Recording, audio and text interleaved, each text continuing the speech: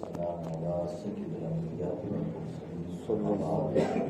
أعوذ بالله من الشيطان الرجيم. بسم الله الرحمن الرحيم. قد جاءكم من الله نور وكتاب مبين ونحن على ذلك من الشاهدين والشاهدين والحمد لله رب العالمين. الصلاة والسلام عليك يا رسول الله. السلام عليك يا حبيب الله. الصلاة والسلام عليك يا نبي الله. الصلاة والسلام عليك يا نور الله.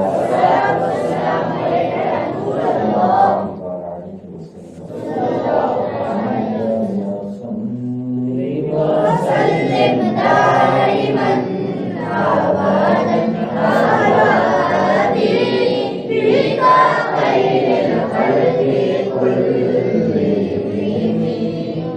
أمن تدبر شيء من سلام ما تزدادم أن جرى من مقلة بدم مولاي صل وسلم دائما أبدا على حبيبك خير الخلق كلهم. محمد سيد القولين والثقلين.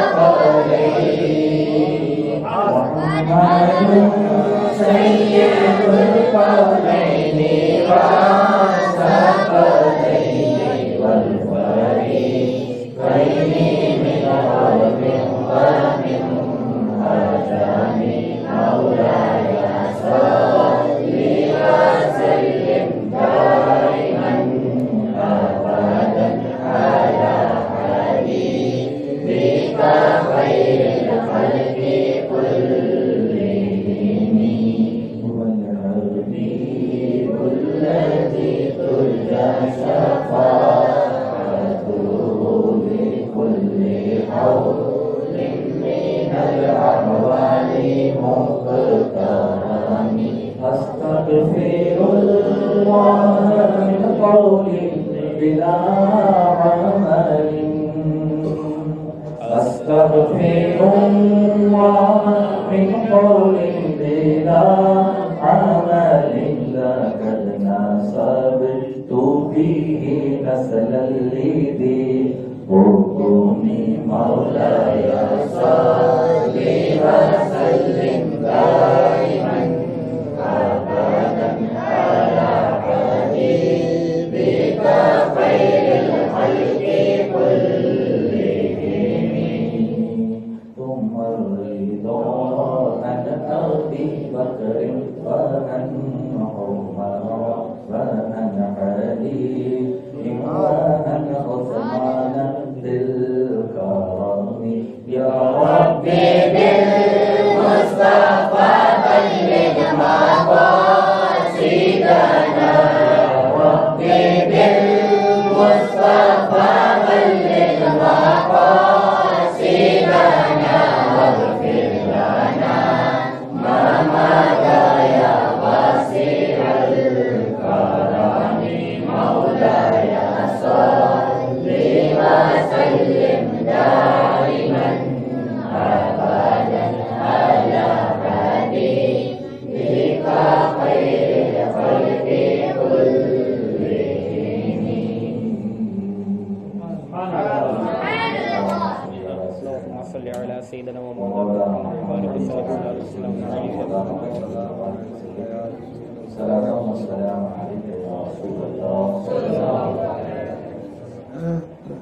میرے آقا علیہ الصلوۃ والتسلیم کی سیرت طیبہ بڑی پیاری. حضور صلی اللہ علیہ وسلم کی آباء و اجداد کی زندگی پاک سب کی زندگی رہتی اور دادا دادا دادا اور ان کے والد ماجد. آقا کریم صلی اللہ علیہ وسلم کے دادا جان سرکار عبدالمطلب نے جب ایک ہی بیٹے تھے تو قسم کھائی تھی کہ مولا 10 بیٹا تو ایک تیری راہ میں قربان کر دوں گا، اور اللہ نے انہیں 10 بیٹے عطا فرمائے اور 6 بیٹیاں عطا فرمائیں۔ جب 10 بیٹے ہو گئے تو آپ نے عہد کیا تھا، قسم کھائی تھی، اس لیے 10 بیٹوں کو جمع کیا اور کہا کہ میں نے زمزم شریف کے کھود کے وقت اللہ کی بارگاہ میں یہ قسم اٹھائی تھی کہ مکے کا کوئی مجھے ساتھ نہیں دیتا، تو مجھے 10 بیٹے دے دے، میں ایک تیری راہ میں دے دوں گا۔ وہ وقت آ چکا ہے، سارے بیٹے تیار تھے، لیکن قربان کس کو کریں؟ تو پھر اس کے بعد پورا اندازی کی گئی، چٹھی نکالی گئی، تو ان میں نام آیا سرکار حضور کے والد ماجد۔ سب نے منع کیا، اس لیے کہ وہ سب میں پیارے تھے، اس لیے کہ ان کی پیشانی میں بھی نور محمدی چلک رہا، جو بھی دیکھتا محبت سے دیکھتا، معجز طریقے سے پیش آتا۔ اس لیے سب نے کہا چٹھی دوبارہ کی جائے، چٹھی دوبارہ کی گئی، انہی کا نام آیا، پھر وہی بات آئی، چٹھی تیسری بار کی گئی۔ اب جب تیسری بار ہو گئی تو سرکار عبدالمطلب نے چھڑا اٹھایا اور اپنے بیٹے عبداللہ کو لیا کہ اب تو میں انہیں اللہ کی بارگاہ میں پیش کر دوں گا۔ اس وقت کچھ معجز مکے کے لوگوں نے کہا، اے عبدالمطلب آپ راہبوں سے بات کیجیے اور ان سے کچھ حل نکالیے، اس لیے کہ ہمیں اس بچے کی صورت میں بڑی پاک دامنی نظر آتی ہے، ہمارا دل نہیں چاہتا اسے قربان کر دیا جائے۔ تو آپ نے راہب سے رابطہ کیا، انہوں نے اس کا یہ حل نکالا۔ راہب ان کو کہتے ہیں جو پہلے کتابی آسمانی کتابوں کا علم رکھتے تھے۔ انہوں نے کہا کہ ایک طرف عبداللہ کا نام رکھو، ایک طرف 10 اونٹوں کا نام رکھو، ایک چٹھی میں 10 اونٹ لکھو، ایک چٹھی میں عبداللہ کا نام رکھو، پورا اندازی کرو، پھر جو چٹھی نکلے اگر عبداللہ کی نکلے تو 10 اونٹ قربان کرو، اور اگر عبداللہ کی نکلے تو 10 اونٹ اور بڑھاؤ، اور اونٹ کی نکلے تو اتنے اونٹ قربان کر دو۔ پھر 10 اونٹ بڑھاتے جانا، تب تک بڑھانا جب تک کہ عبداللہ کا نام نہ نکل جائے۔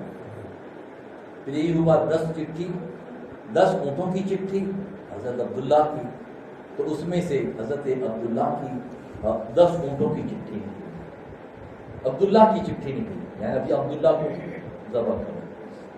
پھر 10 اونٹ بڑھائے، پھر قرآن دازی کی گئی، پھر عبداللہ کا نام 20 کیے، 30 کیے، 40 کیے، 50، 60، 70، 80، 90، 100 اونٹ کی چٹھی آئی، اور پھر ایک طرف عبداللہ کا نام آیا، 100 اونٹ پر پھر اونٹوں کی چٹھی پار آئی۔ جب اونٹوں کی چٹھی آئی تو 100 اونٹ سرکار عبدالمطلب نے لیے اور عبداللہ کے نام پر ذبح۔ اسی لیے اللہ کے رسول صلی اللہ علیہ وسلم کئی بار یہ بات کہتے تھے، اَيْنَ ذبیحٌ، کہ میں 2 ذبیحوں کا بیٹا ہوں، ان ابن ذبیحین، میں 2 ذبیحوں کا بیٹا ہوں۔ کیوں؟ اس لیے کہ جناب اسماعیل علیہ السلام کو بھی ابراہیم علیہ السلام نے اللہ کے حکم پر ذبح کیا تھا، فدیے میں دمبا آ گیا تھا، ان کی ہی اولاد ہیں، اور عبداللہ کے لیے 100 اونٹ قربان کیے، اس لیے فرماتے ہیں کہ وہ بھی فدیے میں 100 تھے، ورنہ عبداللہ کو ذبح کرنا تھا، اس لیے آقا فرماتے میں 2 ذبیحین کا بیٹا ہوں۔ میرے 2 باپ ایسے ہیں جن کو اللہ کی راہ میں ذبح کرنے کے لیے پیش کر دیا گیا ہے، پھر اس کے بعد ان کے فدیے میں جانور ذبح کیے ہیں۔ جب قربانی سے فارغ ہو گئے حضرت عبدالمطلب سرکار کے دادا جان، اب انہیں فکر ہونے لگی، میرا بیٹا بڑا پاک دامن ہے، پاکسا ہے، اس کا نکاح کر دیا جائے، لیکن کروں کس سے؟ اتنا خوبصورت، تو پھر اس کا نکاح کس سے کرے؟ اس کے لیے ایسی لڑکی چاہیے۔ آپ کو بھی یہ فکر تھی۔ اس طرف سیدہ آمینہ طیبہ طاہرہ، میرے آقا صلی اللہ علیہ وسلم کے والدہ ماجدہ کے والد حضرت وہب رضی اللہ تعالیٰ عنہ، یہ بھی ایک اونچے قریش قبیلے کے ہی ہیں، اور انہیں بھی اپنی بیٹی کی فکر تھی کہ میری بیٹی پاک دامن ہے، وہ زیادہ باہر نکلتی نہیں ہے، وہ شرمیلی ہے، وہ پرہیزگار ہیں، اس کے لیے کوئی ایسا لڑکا ہونا چاہیے جو پاک دامن ہو، اس کے لائق ہو۔ اس طرف آقا کریم صلی اللہ علیہ وسلم کے والد ماجد جنگل میں شکار کے لیے جاتے ہیں، اور حضرت وہب بھی شکار کے لیے گئے، حضرت وہب پیچھے ہیں اور سرکار کے والد حضرت عبداللہ آگے ہیں، کافی دور ہیں۔ حضرت وہب فرماتے میں ایک ٹیلے پر، ایک ٹیکرے پر کھڑا ہوا تھا اور میں عبداللہ کو دیکھ رہا تھا کہ عبد المطلب کا بیٹا بھی شکار کے لیے آگے ہیں۔ اچانک یہودیوں نے ان پر حملہ کیا، اس لیے کہ یہودی کتابوں کے علم اور نشانیوں کے ذریعے جان چکے تھے کہ ان قریب ہی اللہ کا آخری پیغمبر جلوہ گر ہونے والا ہے، اور وہ نہیں چاہتے تھے کہ نبی آخر الزمان پیدا ہو، زمین پر آئے اور اسلام پھیلے۔ تو وہ چاروں طرف جال بچھائے ہوئے تھے، انہیں یہ بھی معلوم تھا وہ مکے میں آئیں گے، اس لیے ارد گرد گھومتے رہتے تھے۔ انہوں نے سرکار عبداللہ کی پیشانی میں جو چمک دیکھی نور محمدی کی، یہ سمجھ گئے، نشانیاں دیکھی تو ان کو مارنے کے لیے آگے بڑھے۔ یہ اس نبی کا باپ ہے، انہیں ہی ختم کر دو، نبی دنیا میں آئے ہی نہیں۔ لیکن اللہ تبارک و تعالیٰ نور محمدی کا محافظ ہے، اللہ حفاظت کرنے والا ہے۔ حضرت وہب فرماتے ہیں کہ ہم قریشیوں میں ایک بات ہے کہ اگر کوئی مشکل میں ہے، کسی کی ناحق کوئی جان لیتا ہے تو ہم اپنی جان کی بازی لگا کر اسے بچا دیتے ہیں۔ یہ عرب کو زیب ہی نہیں دیتا کہ مشکل میں کوئی پھنسا ہو اور وہ دیکھتا رہے۔ میں بہت دور تھا، تڑپ رہا تھا، کیسے پہنچ جاؤں، عبداللہ کی مدد کروں، یہودیوں سے اس کو بچاؤں، لیکن مجبور تھا، کافی دور تھا۔ پھر بھی میں نے کیا دیکھا، اچانک کچھ ایسے لوگ نمودار ہوئے میں نے جن کو کبھی دیکھا ہی نہیں۔ وہ آئے، عبداللہ کی حفاظت بھی کی، تمام یہودیوں کو مارا بھی، کچھ مر گئے کچھ بھاگ گئے، اور عبداللہ کو اپنی حفاظت میں لیا۔ روایتوں میں ہے وہ آنے والے کوئی انسان نہیں تھے، اللہ نے فرشتوں کو بھیجا کہ نور کی حفاظت کے لیے عبداللہ کی حفاظت کر رہے ہیں۔ میرے آقا علیہ الصلوۃ والتسلیم کے پیار دیوانوں، حضرت وہب فرماتے ہیں وہیں سے میں پھر دیکھا وہ تو محافظ ہو گئے، میں اپنے گھر آیا، اپنی اہلیہ سے بات کی، جس بیٹی کے لیے ہم پریشان ہیں وہ دلہا مل گیا، وہ نوجوان مل گیا۔ وہ کون ہے؟ وہ ایسا نوجوان ہے جس کی حفاظت انسان ہی نہیں، کچھ ایسے لوگ بھی کرتے ہیں جن کو ہم نہیں جانتے۔ اور پھر پیغام جاتا ہے، اور جیسے ہی پیغام جاتا ہے وہیں پر نکاح بھی ہو جاتا ہے، نکاح بھی ہو جاتا ہے۔ میرے آقا صلی اللہ علیہ وسلم کے پیارے دیوانوں، تو آقا صلی اللہ علیہ وسلم کے والد ماجد کی زندگی ہے۔ اب دیکھیں کیا ہوا پھر کہ جب نکاح ہو جاتا ہے تو اس کے بعد اس کے سرکار صلی اللہ علیہ وسلم کا نور محمدی جب سیدہ آمینہ کی شکم میں پہنچ جاتا ہے، 2 مہینے کے بعد سرکار عبداللہ اپنے آپ کے والد حضرت عبد المطلب کھجور لینے کے لیے مدینہ شریف بھیجتے ہیں کہ جاؤ مدینہ شریف اور وہاں کھجور لے کر کے آؤ۔ وہ کھجور لینے کے لیے جاتے ہیں۔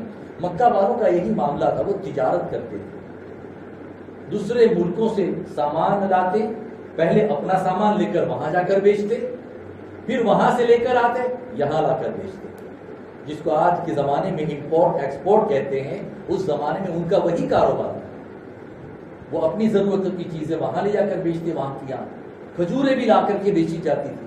آپ کھجور لینے پہنچتے ہیں، لیکن مدینہ شریف میں کافی بیمار ہوتے ہیں، اور پھر اپنے ننیحال ہے بھی آپ کا وصال ہو جاتا ہے۔ تب تو مسجد نبی شریف نہیں تھی، لیکن جو تاریخ کی کتابوں میں ہے مسجد نبی شریف کے قریب ایک سبزی منڈی تھی، وہ بعد میں مسجد بنی، پہلے وہ سبزی منڈی تھی۔ اس سبزی منڈی کے قریب آپ کو تدفین کیا گیا، اور پھر جب تک ترکیوں کی حکومت رہی، ترکیوں نے وہ مزار مقدس کو بڑے اہتمام سے رکھا۔ ترکیوں سے مراد سنیوں،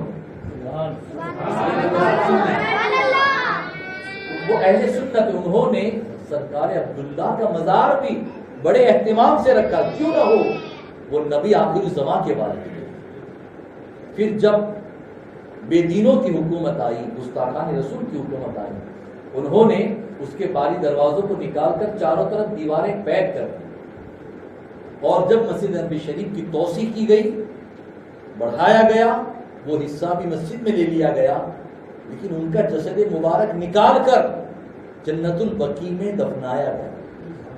یہاں تک کتابوں میں لکھا ہے جب ان کا جسد مبارک نکالا گیا ایسا ہی تھا جیسا کہ پہلے موجود تھا۔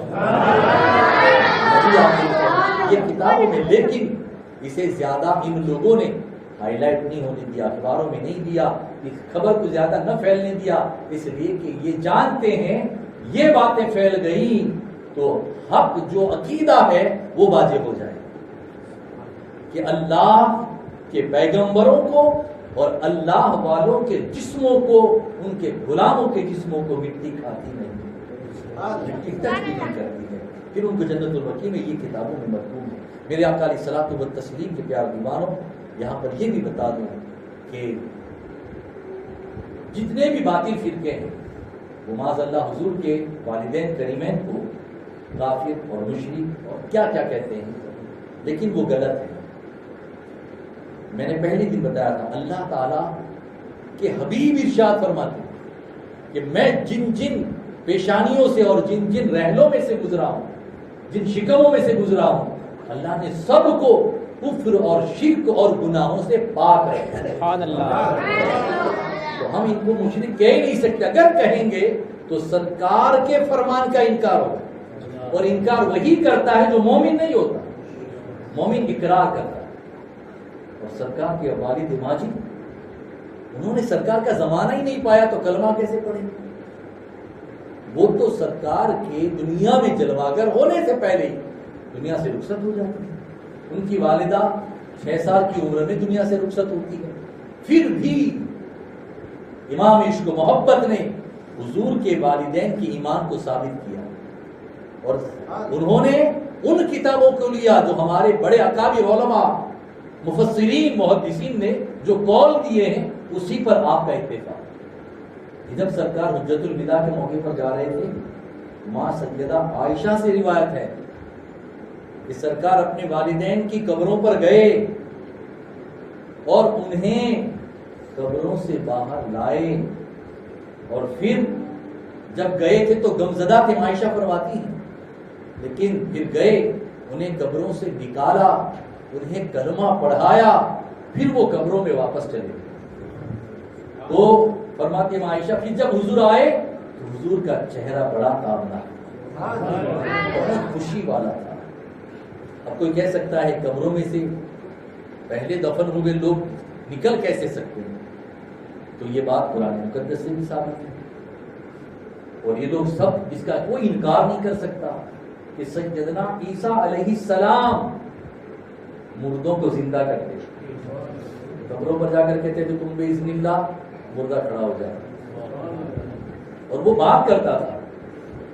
عیسیٰ علیہ السلام اللہ کے نبی ہیں اور وہ یہ کر رہے ہیں، اور ہمارے آقا عیسیٰ کے بھی نبی ہیں، سب کے نبی ہیں۔ تو جو امام الانبیاء ہو، کیا وہ اپنے والدین کو نہ نکال سکتے؟ اور پھر یہ اماموں کی بات ہوئی، یہ نبیوں کی بات ہوئی، اب حضور کی اولاد کی بات کر رہے ہیں۔ سرکار صلی اللہ علیہ وسلم کی آل، قطب الاقطاب، غوث الاغواث، سرکار بغداد، شیخ عبدالقادر جیلانی۔ ایک عیسائی کہتا ہے ہمارا دین سچا ہے، کیسے کہ ہمارے نبی عیسیٰ مردوں کو زندہ کرتے، کیا تمہارے نبی نے کوئی مردہ زندہ کیا ہے؟ غوث پاک سرکار فرماتی ہیں میرے نبی کی بات کرتا ہے، چل میرے ساتھ۔ پرانے قبرستان لے جاتے ہیں، اور پرانے قبرستان لے جا کر کے کہتے ہیں تو بتا کون سی قبر والے کو میں زندہ کروں۔ وہاں جاتے ہیں اور پھر تم باذن اللہ کہتے ہیں، وہ مردہ باہر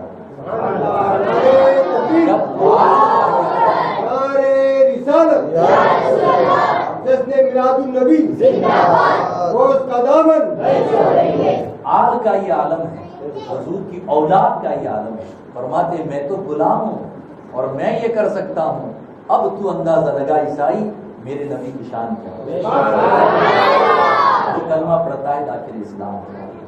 اس سے ہمیں یہ ثبوت، بہت ساری دلیل ہے حضور کے ماں باپ کے ایمان کی، ایک روایت یہ بھی ہے کہ آقا کریم نے دونوں کی قبروں پر ایک ایک درخت لگایا اور پھر فرمایا یہ ہرے ہو جائیں گے تو میرے والدین ایمان والے، اور حضور لگائے تو ہرا ہونا ہی، فوراً ہرے ہو سرکار پر میرے والدین ایمان والے، میرے آقا علیہ الصلوۃ والتسلیم کی پیار دیوانوں حضور کے والدین ایمان والے، تو نور مصطفیٰ کی بڑی برکتیں ہوئی اور انشاءاللہ وہ نور مصطفیٰ کی برکتیں آئیں گا۔ اللہ